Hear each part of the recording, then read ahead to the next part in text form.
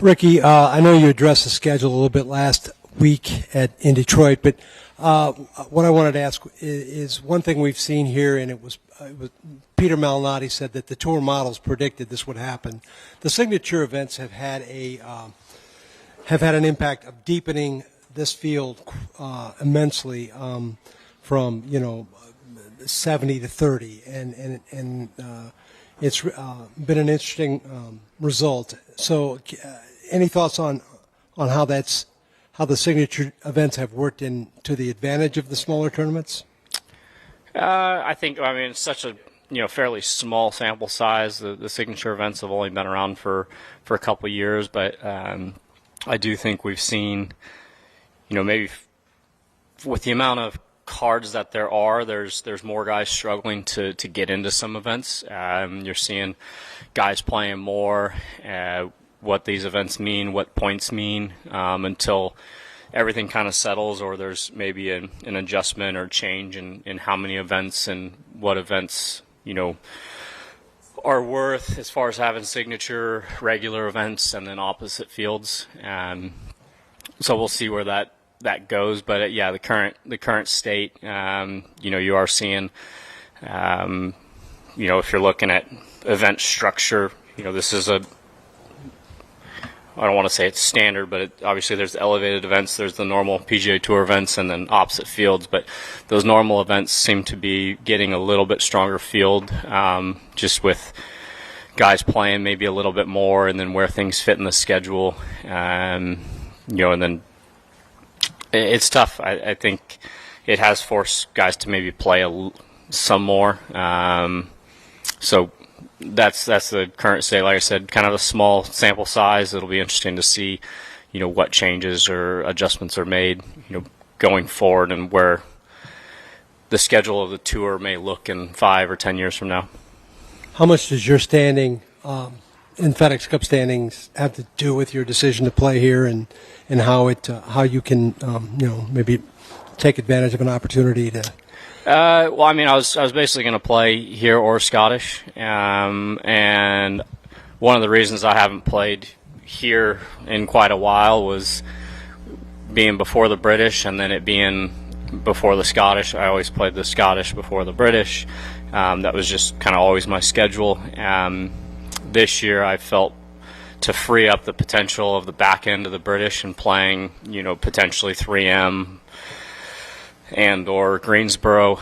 I figured having Scottish off before the British and playing, these 3 weeks in a row, Travelers, Rocket, and then here at the Deere, felt was kind of a better flow, and like I said, freeing up the before playoffs options for me. So that was more of it. It wasn't, really anything other than that, just what I felt was the best kind of flow of schedule for me. Expounding on the schedule issue, next year go from 125 to 100 cards. You and your lifestyle, where you are now, a father of 2, a little bit different perspective, how do you see your schedule working out next year, and have you even looked at that and how that's going to play out at all? I haven't really looked at that too much, just because I'm not sure where I'll exactly be at. Would love to have some solid weeks here and be inside the top 50 and, go play Tour Championship. Sneaking inside the top 30 be even better. So some unknowns at this point, but I think going to 100, could be, I think it's a step in the right direction as far as, we all want the PGA Tour to be the most elite tour there is on, out here, the best product.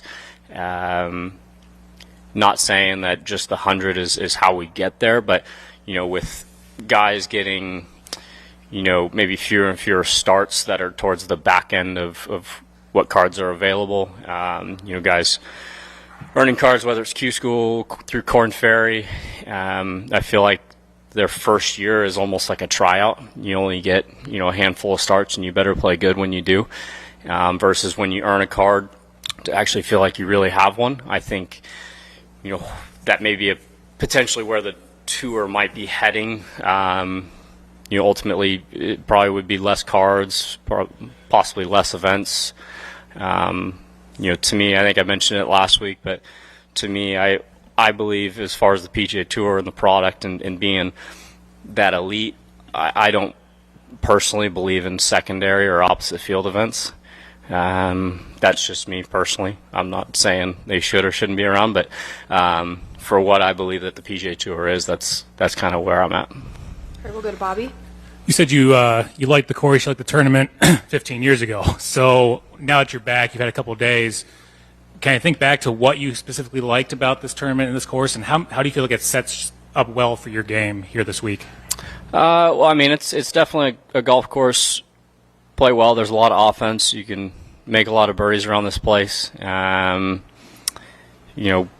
I haven't been out on the course yet this week. I'm going to go play the front nine this afternoon, hopefully get reacquainted, and be in back nine tomorrow in the Pro-Am. So I've always kept up with the event, depending on somebody's playing, or Jordan, Zach, Stricker back in the day, the guys that were in contention. And so remember the course a little bit, but it's a little different, watching, whether it's on the app or on TV versus actually playing. Yeah, it's a great golf course. I'm looking forward to getting out there today and tomorrow and teeing it up on Thursday. Go back to Craig.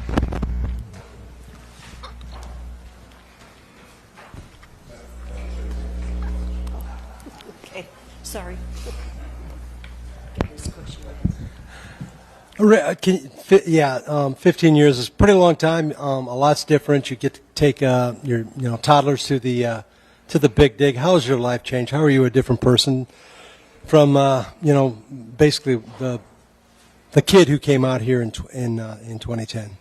Yeah, I mean, this is 16th year on tour, and I don't feel a whole lot older than I did then, but maybe a little more experience. Married, and like you said, 2 kids, and different part of my life now. Golf is still a priority and what I love to do, but there's some other things that have moved in front of that. Obviously, there's times where I need to go to work, go practice, go play, but family is family. So I'm excited that we still get to travel together week in and week out, up until school really starts. At that point, it'll be here and there, and primarily just summers, but enjoying this part of life right now, and like I said, and kind of enjoy it while we can.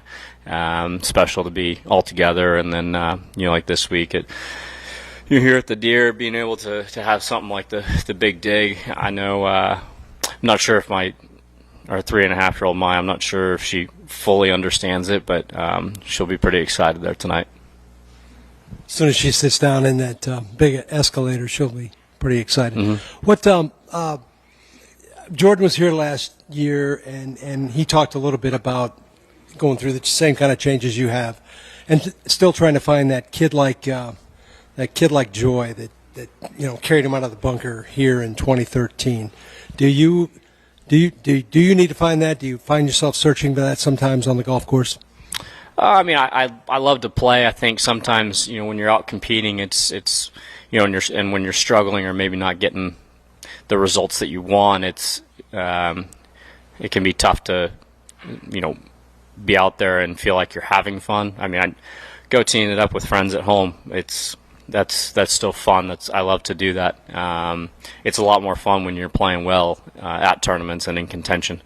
But when you look back, for me, looking back at the few years that I've struggled, once you're out of those, it is I enjoy the grind. I don't know if everyone else does. The guys that have had success and been, through the ups and downs, you appreciate the tough times because they kind of help define you a bit, and appreciate the times when you're playing well.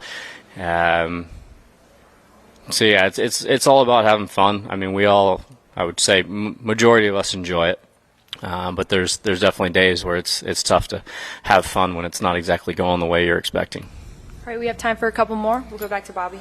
Rickie, obviously, since you've been on tour, it seems like you've always been a fan favorite. This is a tournament that really embraces, the big names, Jordan Spieth, the Zach Johnsons, the Strickers. I fully expect kind of this week that you're going to have a lot of that support.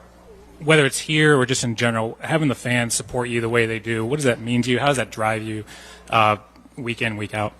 It's been amazing to have the support that I've had over the years, and especially the younger generation. And I would say for a while there were a lot of just kids, and now being 16 years on tour, I have kids that have grown up. They're a little older now than they started following me back in the day. So it's definitely been great. I know this tournament's always had an amazing turnout. It's really cool to see. Looking back at a couple weeks ago, like at Travelers, it's not like you're in big city, big town areas, but some of the smaller town areas get bigger and better kind of local turnouts. It's kind of the thing that's going on versus being around a big city. There's plenty of options of other things to do. So that's what's been, I think, special about this event at the Deere is it's the fan support and kind of the energy and the atmosphere you get out there is pretty cool. All right, last one here with Tom.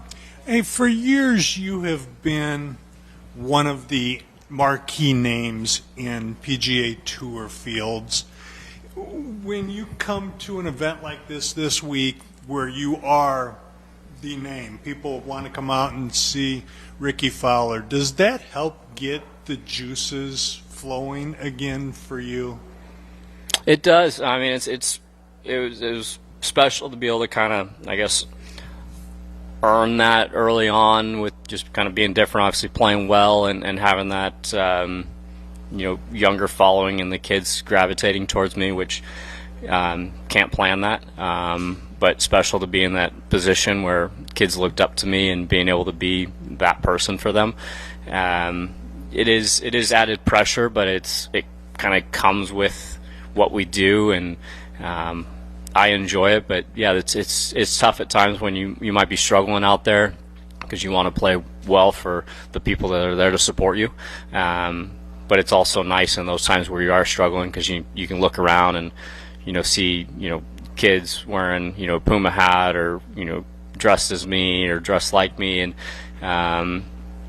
kind of gives you a little bit of helps put things into perspective. And it's like it's a game we play. It's tough. Yeah, it'd be nice to play well all the time, but that's not everything. But to have that support can help get through some of those tough days. Any added pressure when you come into an event like this where you are, the banner name? Yes and no. I mean, at this point in my career, we've played quite a few events, and like I said, golf isn't necessarily what defines me. I think more my family and friends and who I am as a person is much more what I'd rather be remembered as. Golf's a bonus, and it's not that I don't care by any means, but I think there's a fine line of, maybe trying to push too hard or put too much pressure on yourself versus kind of sit back, relax, and enjoy. So, like I said, fine line there. Caring enough, but not too much to make that a struggle versus what we're kind of going back to earlier was just having fun and enjoy the situation that you're in. There's been some chatter about you being an assistant captain for Keegan. Interested? Is that something you want to do? I haven't heard anything on that. Obviously, I've loved all the team events I've been on and been a part of. So we'll deal with that if it comes to that. I'm obviously happy to help out, but I know Keegan's working on trying to make his own team. He's got some great guys at his side helping out. If they want me there, I would hope scheduling everything would work out. It'd be fun to be a part of, but we'll deal with that when it gets to it. Awesome. Thank you for your time, Rickie. Good luck. All right.